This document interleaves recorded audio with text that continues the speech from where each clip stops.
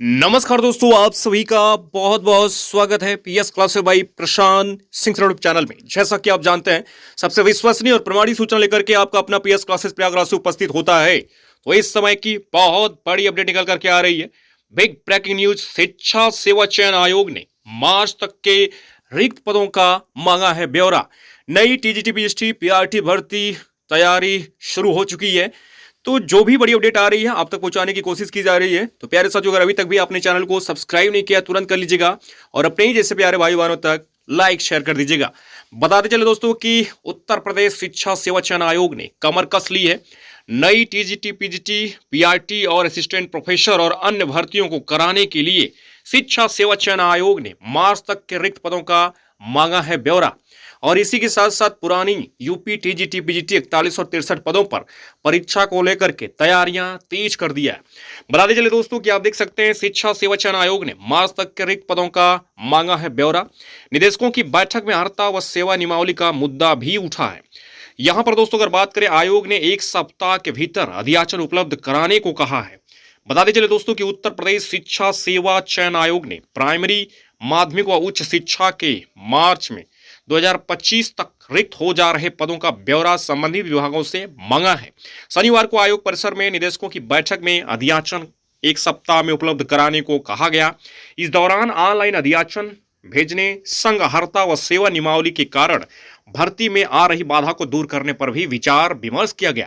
आयोग महाकुंभ के बाद नई शिक्षक भर्ती शुरू करने की तैयारी में है। आयोग के अध्यक्ष प्रोफेसर कीर्ति पांडे के नेतृत्व में बैठक के दौरान निदेशकों व उनके प्रतिनिधियों से कहा गया कि मार्च 2025 तक जो भी पद रिक्त हो चुके हैं या होने जा रहे हैं उनका पूरा ब्यौरा तैयार कर लिया जाए।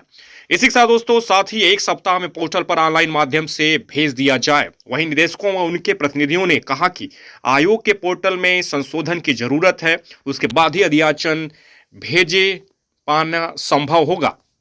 इसके साथ ही शिक्षा सेवा चयन आयोग कुछ नए विभागों में भी शिक्षक भर्ती करने जा रहा है, जिसमें अटल आवासीय विद्यालय, व्यावसायिक विद्यालय व अल्पसंख्यक महाविद्यालय शामिल है।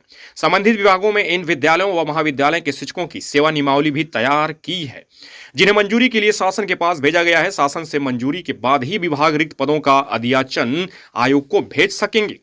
बैठक में अर्हता का मुद्दा भी उठा। टीजीटी पीजीटी भर्ती में कई विषयों की अर्हता पर विवाद है और उनमें संशोधन किया जाना तय किया गया कि अर्हता को लेकर किसी भी तरह का विवाद तत्काल दूर कर लिया जाए ताकि भर्ती समय से शुरू कराई जा सके। आयोग की ओर से कहा गया कि सेवा नियमावली को शीघ्र मंजूरी व अर्हता स्पष्ट किए जाने को लेकर आयोग भी शासन को पत्र भेजेगा। आयोग ने निदेशकों व उनके प्रतिनिधियों को 1 सप्ताह के भीतर अधियाचन भेजने के लिए कहा, लेकिन पोर्टल में संशोधन, सेवा नियमावली को मंजूरी व अर्हता से संबंधित मामलों का निस्तारण होने तक विभागों के लिए अधियाचन भेज पाना मुश्किल होगा। बैठक में उच्च शिक्षा निदेशक डॉक्टर अमित भारद्वाज, सहायक उच्च शिक्षा निदेशक डॉक्टर बीएल शर्मा, आयोग के सचिव शिवजी मालवी, अपर निदेशक बेसिक कामता रामपाल समेत संयुक्त निदेशक माध्यमिक, अन्य संबंधित विभागों के प्रतिनिधि व आयोग के सदस्य मौजूद रहे। तो सब मिलाकर के बहुत बड़ी खुशखबरी निकल करके आ रही है। अधिवक्ताओं की बैठक स्थगित कर दी गई। उत्तर प्रदेश शिक्षा सेवा चयन आयोग में शनिवार को आयोग ने पैनल में शामिल अधिवक्ताओं की बैठक भी थी, जिसमें लंबित मुकदमों के निस्तारण पर चर्चा की जानी थी। तकनीकी कारणों से स्थगित कर दी गई, जिसकी तिथि बाद में घोषित की जाएगी। आयोग के गठन से पहले उच्चतर शिक्षा सेवा आयोग व माध्यमिक शिक्षा सेवा चयन बोर्ड के सैकड़ों मुकदमे कोर्ट में लंबित थे।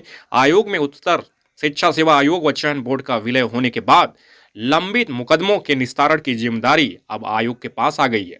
और इसी के साथ दोस्तों अधियाचन के लिए पोर्टल में होगा संशोधन। बैठक में सहायक उच्च शिक्षा निदेशक डॉक्टर बीएल शर्मा ने कहा कि शिक्षा सेवा चयन आयोग ने उत्तर प्रदेश लोक सेवा आयोग के प्रारूप के आधार पर पोर्टल तैयार कराया है, जबकि दोनों संस्थाओं की भर्ती प्रक्रिया में काफी अंतर है। लोक सेवा आयोग की भर्तियों में यूपी का एक कैलेंडर होता है, जबकि एडेड कॉलेजों में अलग अलग कैडर है। रोस्टर में भी अंतर है। ऐसे में पोर्टल में संशोधन की आवश्यकता है। उन्होंने इन कमियों को नोट करा दिया है। अब शिक्षा सेवा चयन आयोग एनआईसी के माध्यम से आवश्यक संशोधन कराएगा।